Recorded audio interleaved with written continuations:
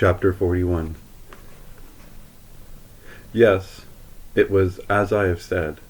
Joan had Paris and France in her grip, and the 100 Years' War under her heel, and the king made her open her fist and take away her foot.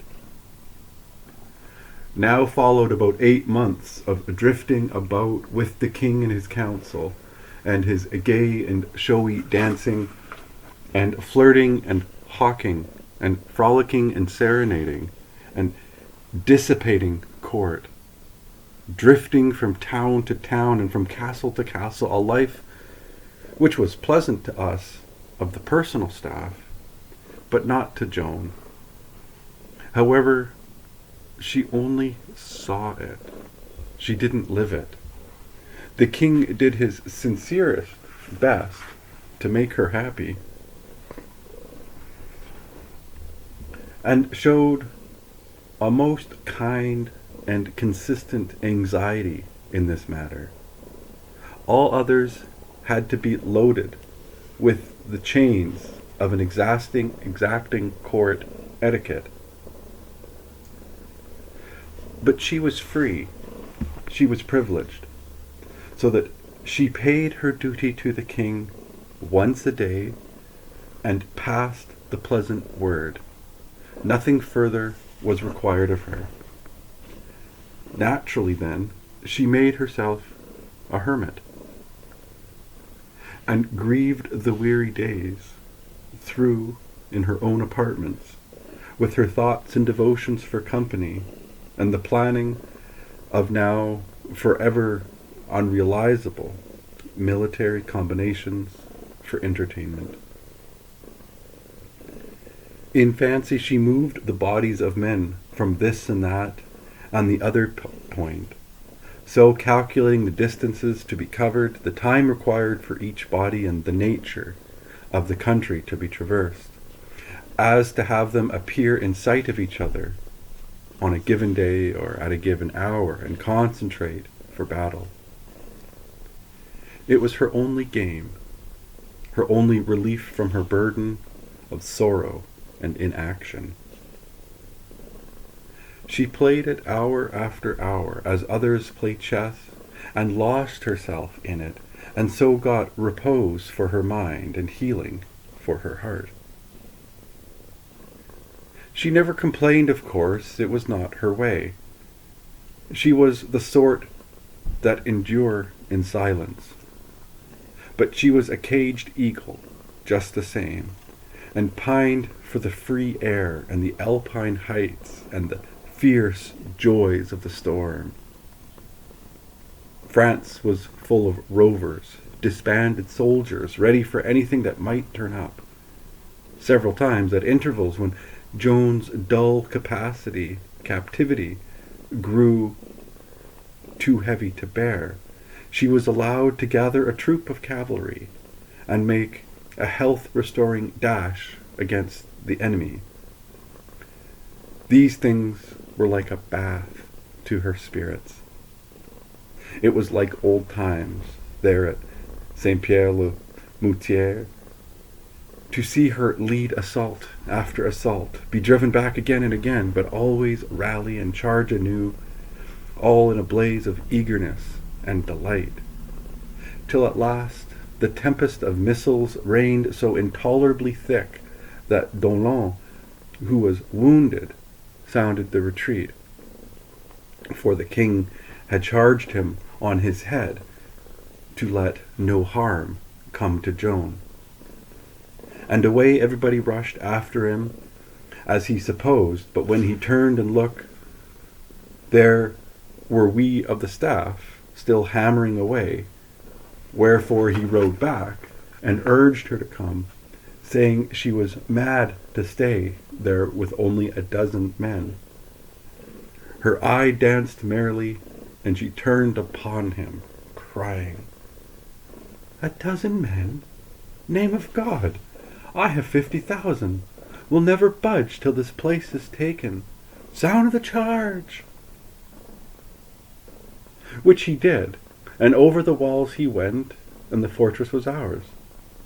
Old Dolon thought her mind was wandering, but all she meant was that she felt the might of 50,000 men surging in her heart. It was a fanciful expression, but to my thinking, truer word was never said. Then there was the affair near Lagny, where we charged the entrenched Burgundians through the open field 4 times, the last time victoriously. The best prize of it, Franquet d'Arras, the free booter and pitiless scourge of the region roundabout. Now and then, other such affairs, and at last, away toward the end of May 1430, we were in the neighborhood of Compiègne, and Joan resolved to go to the help of that place, which was being besieged by the Duke of Burgundy. I had been wounded lately and was not able to ride without help, but the good dwarf took me on behind him, and I held on to him and was safe enough. We started at midnight in a sullen downpour of warm rain, and went slowly and softly and in dead silence, for we had to slip through the enemy's lines. We were challenged only once. We made no answer, but held our breath and crept steadily and steadily along, and got through without any accident. But 3 or half past, we reached Compiègne, just as the grey dawn was breaking in the east. Joan set to work at once, and concerted a plan with Guillaume de Flavy, captain of the city, a plan for a sortie toward evening against the enemy, who was posted in 3 bodies on the other side of the Oise, in the level plain. From our side of the city gates communicated with a bridge. From our side, one of the city gates communicated with a bridge. The end of this bridge was defended on the other side of the river by one of those fortresses called a boulevard, and this boulevard also commanded a raised road, which stretched from its front across the plain to the village of Morgai. A force of Burgundians occupied Morgai. Another was camped at Clairoix, a couple of miles above the raised road, and a body of English was holding Vinette, a mile and a half below it. A kind of bow and arrow arrangement, you see, the causeway the arrow, the boulevard at the feather end of it, Morgai at the barb, Vinette at one end of the bow, Clairoix at the other.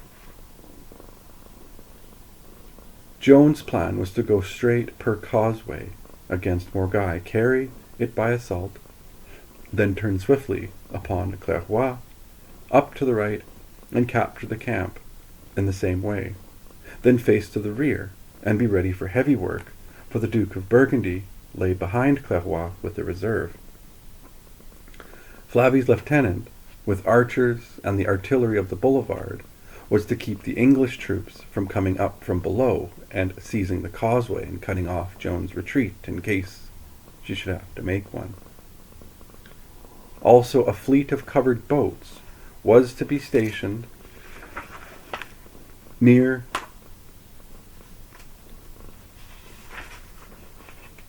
the boulevard as an additional help in case a retreat should become necessary. It was the 24th of May.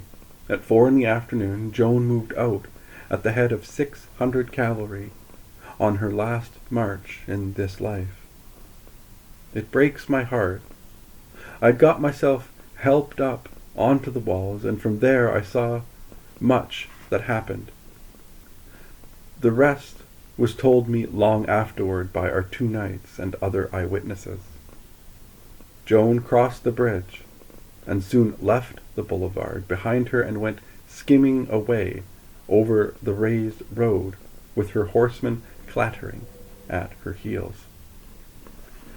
She had on a brilliant silver gilt cape over her armor, and I could see it flap and flare and rise and fall like a little patch of white flame.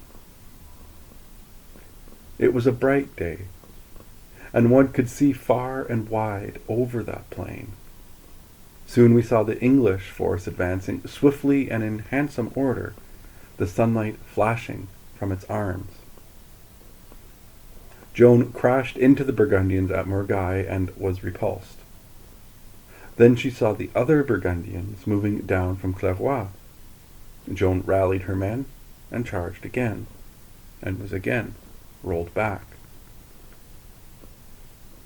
2 assaults occupy a good deal of time, and time was precious here. The English were approaching the road now from Venette, but the boulevard opened fire on them, and they were checked. Joan heartened her men with inspiring words and led them to the charge, again in great style. Then she turned at once to the right and plunged into the plain and struck the Clairoix force, which was just arriving.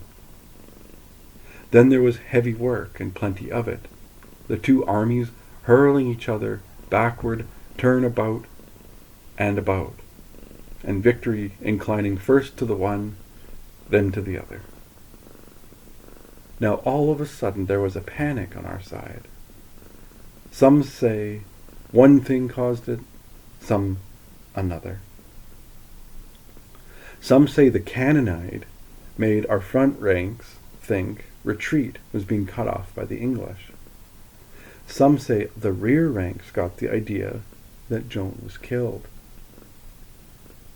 Anyways, our men broke and went flying in a wild rout for the causeway. Joan tried to rally them and face them around, crying to them that victory was sure, but it did no good. They divided and swept by her like a wave. Old Dolan begged her to retreat while there was yet a chance for safety, but she refused. So he seized her horse's bridle and bore her along with the wreck and ruin in spite of herself. And so along the causeway they came swarming, that mild confusion of frenzied men and horses.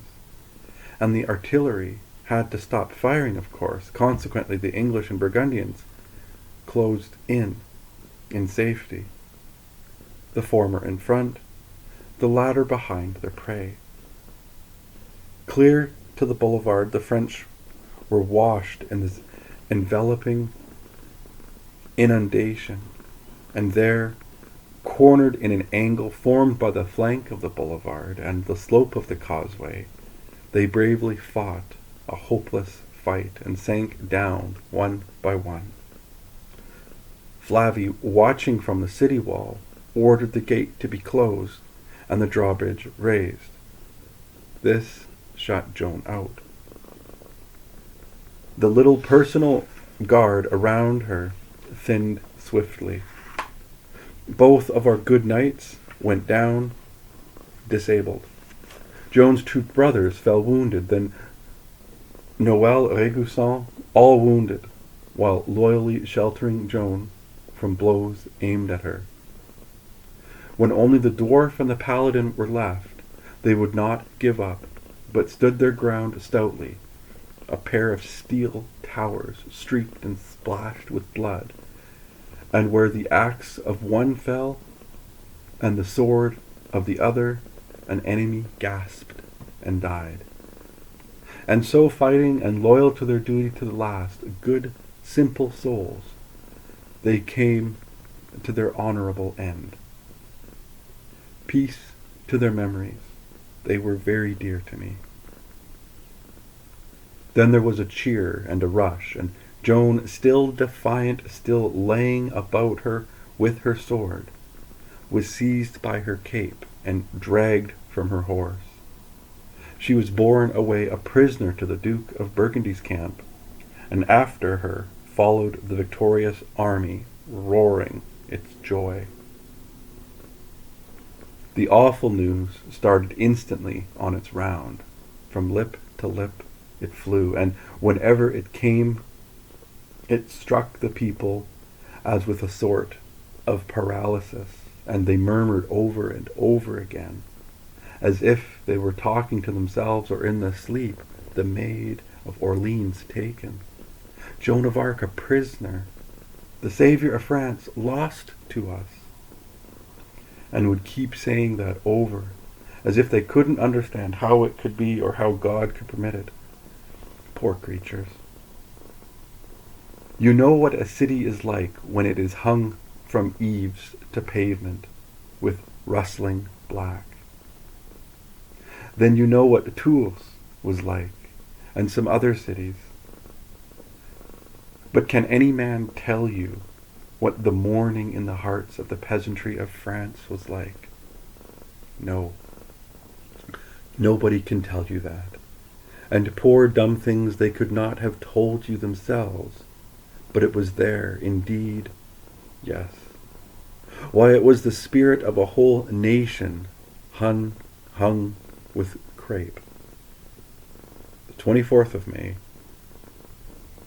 We will draw down the curtain now upon the most strange and pathetic and wonderful military drama that has been played upon the stage of the world.